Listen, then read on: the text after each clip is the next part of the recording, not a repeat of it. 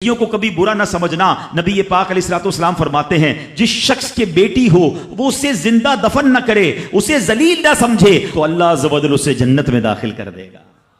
एक और जगह नबी पाक फरमाते हैं, अल्लाह अकबर। ये हदीस तो मैं कहता हूं खत्म है ना, इसके बाद अल्फाज ही नहीं बचते। बहुत सारी बेटियों की फजीलत की हदीस है, मगर ये हदीस इधर जाके लगती है, दिल को छू लेती है। सुनो तो सही इसके अल्फाज क्या है। अल्लाह के नबी फरमाते हैं, बेटियों को बुरा मत कहो, मैं भी बेटियों वाला हूं। हाय हाय, खत्म हो गई ना बात है। अल्लाह के नबी ने सल्लल्लाहु अलैहि वसल्लम ने अपनी निस्बत बेटियों की तरफ फरमाया, मैं भी बेटियों वाला हूं। बेशक बेटियां तो बहुत मोहब्बत करने वालियां, गम गुसार और बहुत ज्यादा मेहरबान होती हैं। सुनो बेटियों वालों और बहनों वालों, अल्लाह के हबीब क्या फरमाते हैं सल्लल्लाहु अलैहि वसल्लम, मेरे नबी का फरमान है कि जिसकी 3 बेटियां या बहनों की इस तरह परवरिश करे, उनको अदब सिखाए, उनसे मेहरबानी का बर्ताव करे, यहां तक कि अल्लाह अज़्ज़ व जल उससे बेनियाज कर दे, यानी उनका निकाह हो जाए, तो अल्लाह ताला उसके लिए जन्नत वाजिब फरमा देता है। ये इरशाद सुनकर एक हदीस, एक साहबी खड़े हो गए हैं। साहबा के सवाल भी बड़े कमाल के होते हैं। यकीन करो हमारे बहुत सारे काम सीधे जो है ना, हमारे लिए बहुत सारी आसानियां सहाबा के सवालात ने कर दी। अब हो सकता है यहाँ मेरा कोई भाई ऐसा बैठा हो जिसकी 3 बेटियां ना हो, हैं, वो कहता है मेरी तो 2 हैं। साहबी ने सवाल किया, हुजूर अगर किसी की 2 हो तो अल्लाह, और दो लड़कियों की परवरिश करे तो इरशाद फरमाया उसके लिए भी यही अजर व सवाब है।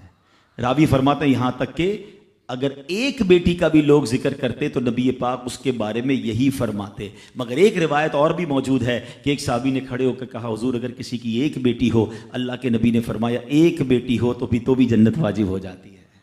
बेटियों पर शिकायत, बेटियों पर मुंह चढ़ाते हो, बेटियों पर लड़ाई करते हो, अल्लाह अकबर, ये तो जन्नत में जाने का टिकट है।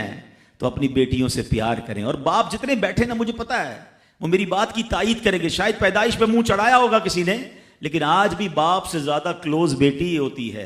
प्यार वो बाप से बेटी ही करती है। घर जाओ तो बेटी बाप का इंतजार ज्यादा करती है। और इस्लाम औरतों के हुकूक की शानदार अंदाज से बयान करता है।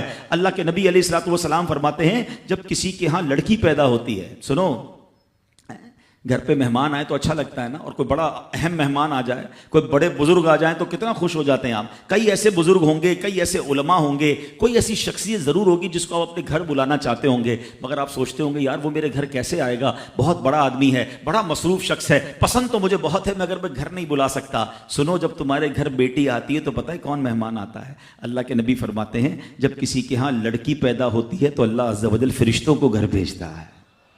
हाँ, आपके घर फरिश्ते आते हैं और क्या कहते हैं, फरिश्ते आकर कहते हैं, ए घर वालों तुम पर सलामती हो। फिर फरिश्ते इस बच्ची को अपने परों के साए में लेते हैं, उसके सर पर हाथ फेरते हुए कहते हैं, ये कमजोर सी जान है जो एक कमजोर जान से पैदा हुई है। जो शख्स इस कमजोर जान की परवरिश की जिम्मेदारी लेगा तो कयामत तक मदद खुदा इसके शामिल हाल रहेगी।